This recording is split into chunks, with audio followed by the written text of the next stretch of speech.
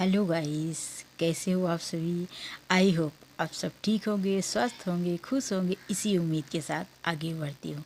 Guys, आज का ये वीडियो है एक ख़ास कमेंट्स पर, जो कि काफ़ी टाइम से फेसबुक फ्रेंड हैं और वो कमेंट्स कर रहे हैं, बोल रहे हैं कि आप वीडियो बनाती हैं कि पति पत्नी के रिश्ते, रिलेशन, एक दूसरे को सम्मान करना, एक दूसरे को केयर करना और परिवार में खुशियाँ लाना, आप इस तरीके से वीडियो बनाती हैं। तो मैं आपकी वीडियो देखता हूँ तो मेरी पत्नी खुद भी मेरा ध्यान नहीं रखती।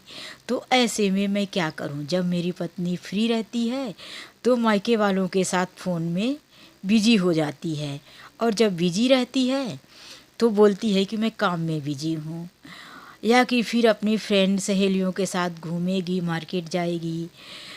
तो मैं चाहता हूँ कि मेरी पत्नी मेरे साथ बैठे, मुझे टाइम दे और मुझसे बातें करे। वो ये भी बोल रहे हैं कि मेरी शादी तो काफ़ी टाइम पहले हो चुकी है और मेरे बच्चे भी हैं, 2 बच्चे भी हैं। फिर भी मुझे लगता है कि मेरी पत्नी मुझे टाइम दे। तो उनकी ये रिक्वेस्ट, अभी रिक्वेस्ट नहीं बोल सकते फ्रेंड, सॉरी, रिक्वेस्ट शब्द जो है मैंने गलती से कह दिया, उनका कमेंट्स है और उन्होंने कई बार पूछा। तो आज ये वीडियो मैं बना रही हूँ। अगर वो ये वीडियो देख पा रहे होंगे तो उन्हीं के लिए ये वीडियो ख़ास बनाई गई है। और भी बहुत सारे ऐसे जेंट्स लोग हैं, ख़ास ये वीडियो जेंट्स लोग के लिए है, क्योंकि बहुत से लोगों के साथ ऐसे होता है कि शादी होने के बाद बच्चे हो जाते हैं तो पत्नी बिजी हो जाती है बच्चों में, घर के कामों में, और फिर थोड़ा टाइम मिला तो फ़ोन में बिजी हो जाती हैं, अपने मायके वालों के साथ या फ्रेंड के साथ मार्केट चली गई।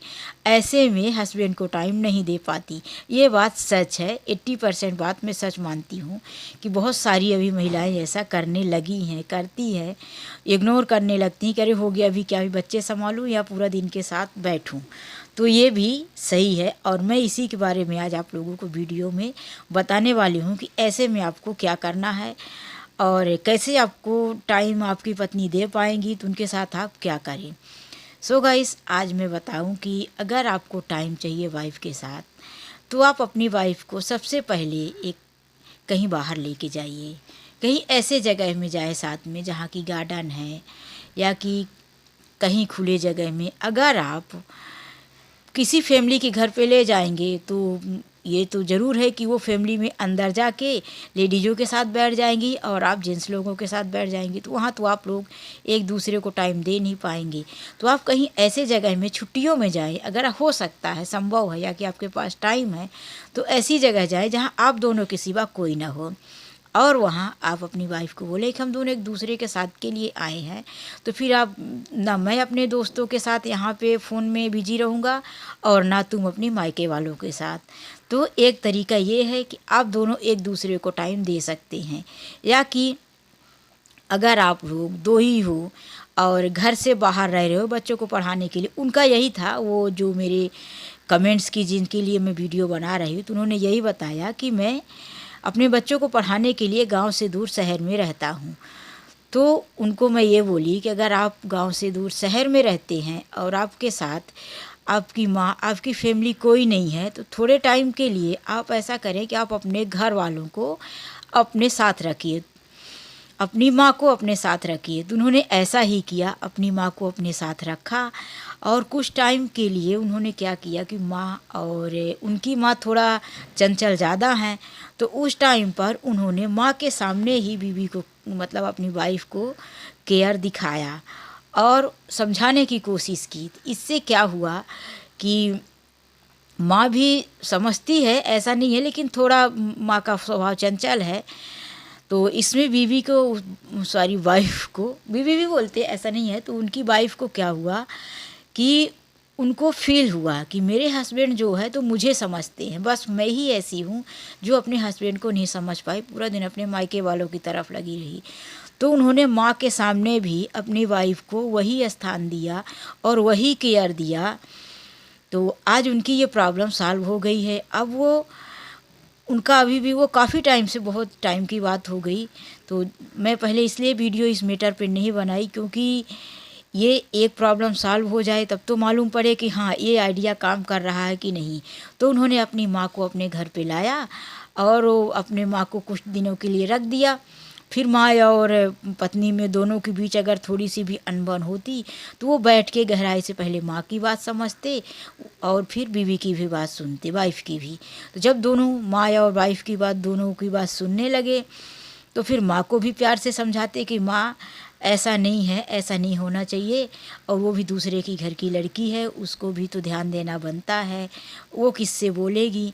तो ऐसे में पत्नी की नज़र में भी उनका स्थान ऊंचा होने लगा और पत्नी को भी ऐसा लगने लगा कि मेरे पति अच्छे हैं और मुझे समझते हैं। और माँ का भी जो ये टेंशन था कि मेरी बहू जो है तो घर से बाहर रहती है, ध्यान नहीं देती घर वालों को, तो थोड़ा उन दोनों के बीच में भी जो मनमुटाव था धीरे धीरे कम होने लगा। यही प्रॉब्लम थी, उनकी वाइफ का और माँ का भी नहीं जमता था। और इसी वजह से जो वाइफ थी हमेशा मायके वालों के साथ फ़ोन में लगी रहती थी, फ़ोन में बातें करती, उन लोगों को सब कुछ बताती, और फिर इसी वजह से हस्बैंड को भी ध्यान नहीं देती थी। तो वो ज़्यादा परेशान रहा करती थी और उनकी टेंशन थी। उन्होंने बोला कि मैं बाबा हकीम ये सब किया, मैंने तांत्रिक वांत्रिक के पास भी गया कि किसी तरह से मेरी वाइफ मेरे काबू में आ जाए। सो भाई साहब मैंने अब आपको जो आइडिया बताया है और आप तरीके से और प्यार से ट्रीट करो।